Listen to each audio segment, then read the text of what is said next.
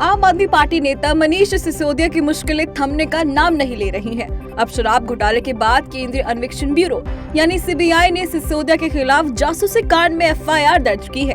दरअसल केजरीवाल सरकार ने वर्ष 2015 में एक फीडबैक यूनिट बनाई थी जिसका काम भ्रष्टाचार पर नजर रखना था, लेकिन इस यूनिट पर आरोप है कि उसने भ्रष्टाचार पर नजर रखने के बजाय विपक्षी नेताओं की जासूसी की।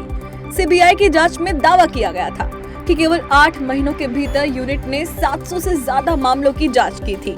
इनमें से लगभग 60% मामलों में राजनीतिक खुफिया जानकारी जुटाई गई थी। असम के मुख्यमंत्री हिमंत बिस्वा शर्मा ने बुधवार को कहा कि राज्य में बाल विवाह के खिलाफ राज्य सरकार के चल रहे अभियान के दौरान धर्म को नजरअंदाज करते हुए कार्रवाई की जा रही है। उन्होंने कहा कि 3 फरवरी की कार्रवाई के बाद से मुसलमानों और हिंदुओं की गिरफ्तारी का अनुपात लगभग बराबर ही है। शर्मा ने राज्य विधानसभा में कहा कि मैंने अपने कुछ लोगों को भी उठाया है क्योंकि विपक्षी सदस्यों को बुरा लगेगा। 3 फरवरी की कार्रवाई के बाद से मुसलमानों और हिंदुओं की गिरफ्तारी का अनुपात 55:45 है। मुख्यमंत्री ने कहा कि असम सरकार राज्य में बाल विवाह के खिलाफ नया कानून लाने पर विचार कर रही है और राज्य सरकार का बाल विवाह के खिलाफ अभियान जारी रहेगा। बिहार के डिप्टी सीएम और राजद नेता तेजस्वी यादव 25 मार्च को सीबीआई के सामने पेश होंगे। दिल्ली हाईकोर्ट में तेजस्वी यादव की याचिका पर सुनवाई के दौरान सीबीआई ने कहा कि वह बिहार के उप मुख्यमंत्री को इस महीने गिरफ्तार नहीं करेगी।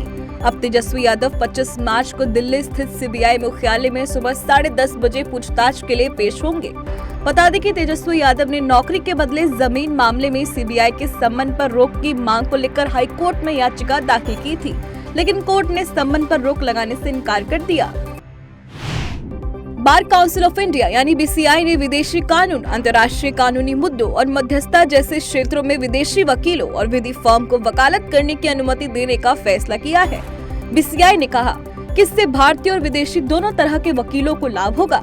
इस उद्देश्य की पूर्ति के लिए बीसीआई ने भारत में विदेशी वकील और विदेशी विधि पंजीकरण और नियमन 2022 के लिए नियम अधिसूचित किया है। एक विदेशी वकील के लिए पंजीकरण शुल्क 25,000 अमेरिकी डॉलर है और विदेशी कानून फर्म के लिए शुल्क 50,000 अमेरिकी डॉलर है। करोड़ों रुपए के मवेशी घोटाले में आरोपी तृणमूल कांग्रेस नेता अनुब्रत मंडल की बेटी अब प्रवर्तन निदेशालय यानी ईडी की जांच के दायरे में आ गई है। ईडी ने मामले में पूछताछ के लिए उन्हें 20 मार्च तक उपस्थित होने का सम्मन जारी किया है।